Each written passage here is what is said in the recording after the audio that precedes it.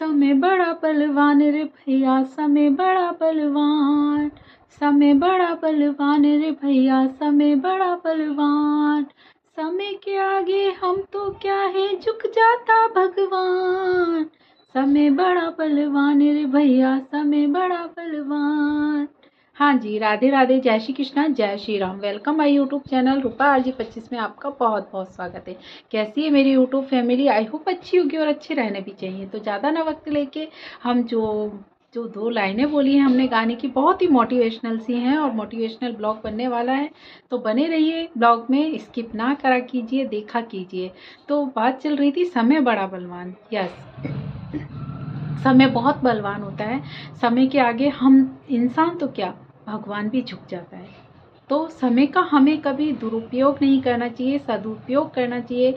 समय है हमारे पास तो उसको अच्छे कामों में लगाइए, बुरे कामों में मत लगाइए। ये समय जो है ना, पहिए की तरह बढ़ता जाता है, बढ़ता जाता है, घूमता जाता है। कभी सुख तो कभी दुख, कभी अमीरी तो कभी गरीबी। ये होता रहता है, एक जैसा समय नहीं रहता कभी। तो हमें उस समय का अच्छे कामों में अगर हम काम लेंगे उस समय को, तो वो काम किए हुए हमारे काम आएंगे। अगर हमारे पास पैसा है तो हम उस पैसे को, हम हमारे पूरे काम होने के बाद बच रहा है तो फालतू ना फिजूल खर्ची करके किसी के काम आए, तो वो हम पैसों को अच्छी जगह लगा रहे हैं। और अगर हो सकता है कि किसी के मतलब बहुत ज़्यादा गरीबी हो, आपके मिलने वाले हों, दोस्त हों, तो उन्हें सपोर्ट करिए। क्योंकि समय है, आज हमारे पास पैसा है, हो सकता है कल हमारे पास पैसा ना हो, तो जिसकी हमने मदद की है ना, तो वो भी हमें जब पैसा होगा ना तो वो ज़रूर मदद करने आएगा। हालांकि एहसान फरामोश भी होते हैं कई लोग, बट जो सच्चे हैं ना नहीं होते। और है अगर एहसान फरामोश वो, तो भी कोई ना, आप हेल्प करिए, उसका कर्म किया हुआ उसके काम आएगा। हम अच्छा कर रहे हैं तो हमारे साथ अच्छा होगा।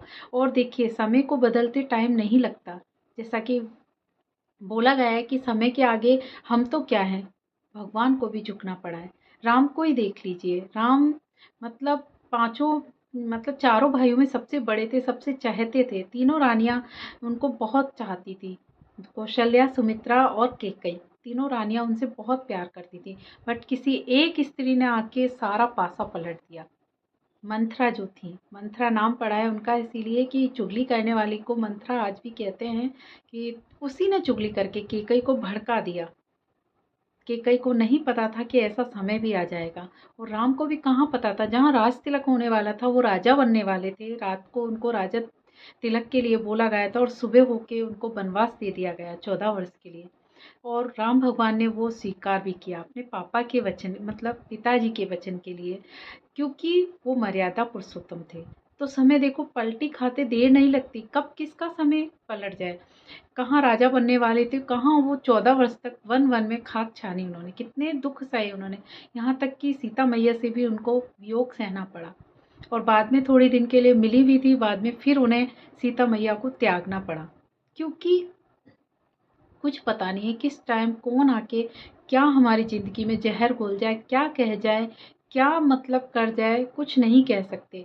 और गरीबी अमीरी का तो ऐसे है, देखिए कि पैसा हाथ का मेल है, पता नहीं वो पैसा कब पानी की तरह बह जाए, क्या हो जाए हमारे साथ। कई बार बहुत बहुत पैसे वाले होते हैं, ऐसी बीमारी हो जाती है उन्हें कि पैसा पानी की तरह बहाना पड़ता है। और तब ये और होता है कि पैसा भी लग जाता है, और जब पैसा ख़त्म हो जाता है तो वो इंसान भी नहीं बच पाता। अब बताओ, वो इंसान भी गया, पैसा भी गया। और छोटे जो रहते हैं गरीब लोग, वो ज़रा सा कितनी भी बड़ी बीमारी हो, वो बीमारी में चल जाते हैं, खेतों में काम करने लग जाएंगे, मिट्टी में खेलेंगे, वो वैसे ही ठीक हो जाते हैं। क्योंकि पता है भाई उनके पास पैसा है नहीं, तो भगवान उनको वैसे ही मतलब शक्ति दे देता है। जानवरों को देखिए, हम तो सर्दियों में इतना है ना, ओढ़ के स्वेटर पहन के कंबलों में होके सो जाते हैं। और जानवर लोग रहते हैं, कभी मैंने भी सोचा कि ये लोग, इन्हें सर्दी नहीं लगती। नहीं लगती, क्योंकि भगवान ने उनको पाल दिए हैं इतने गर्म, कि वो उनका कवर उन्हें पहले से ही बना के दिया है, कि उन्हें सहन करने की शक्ति भी दी है। तो हर चीज़ का एक सॉल्यूशन है। अगर कोई इंसान को कैसा भी दिया है ना, तो उसको वैसा ही शक्ति भी दी है भगवान ने। तो उस चीज़ का तो हमें कभी घमंड करना ही नहीं है। कहते हैं ना कि गरीब लोग भी जीते हैं खुश होकर और अमीर भी जीते हैं। तो गरीबी अमीरी का तो ऐसा चलता ही रहता है। बस ये है कि हम अमीर हैं तो हमें घमंड नहीं करना चाहिए, क्योंकि हो सकता है आज हमारे पास बहुत पैसा है तो हम किसी और की हंसी उड़ा रहे हैं, हो सकता है कल हमारे पास पैसा ना हो और जिसके हंसी उड़ा रहे वो बहुत पैसे वाला बन जाए। और ऐसा होता भी है, किसी की हंसी उड़ाते ना तो पैसे वाले बनते ही हैं। पता है, ये हमारे घर में खुद हुई है। जो मेरे भैया था, मतलब छोटा वाला, उसको मतलब हमारे सारे बहन भाइयों ने संघर्ष ही किया पढ़ाई में। तो वो बुक सेलर की दुकान पे मतलब काम करते थे। तो वो ऐसे कहता था, मतलब बुक सेलर वाला, कि तुम सुनते हैं जब गरीबी थी भाई, काम किया है किताबी की दुकान पे, तो वो कहते थे क्या स्टेचू की तरह खड़ा है, काम कर, नौकर है भाई, नौकरों की तरह काम कर, जिंदगी भर तुझे यही करना है, कोई सरकारी नौकरी नहीं मिलने वाली। ये सब उसको सुनाया जाता था, सुन लेता था क्योंकि मजबूरी थी, क्योंकि उन्हें काम करना था भाई भाई को। बाद में 1 साल 2 साल काम किया और 16 साल की एज में भाई ने आर्मी ज्वाइन कर ली। अंडर एज में आर्मी में गया है मेरा भाई। और जब वो ट्रेनिंग करके आया था वर्दी पहन के, तो सबसे पहले जब ट्रेन से वो उतरा था ना, तो सबसे पहले वो उस बुक सेलर वाले के पास गया था। क्यों? क्योंकि उसे दिखाना था। उसने कुछ नहीं कहा, नहीं ऐसे कुछ भी, बस कि मैं आपसे भाई साहब मिलने आया हूँ। कि तू ये वर्दी वर्दी पहन के क्यों आया है? कि आपने ही तो कहा था कभी सरकारी नौकरी नहीं मिलेगी। आपने कहा और मैंने ले लिया दिल पे, कोशिश की, देखो आज मैं आर्मी में हूँ।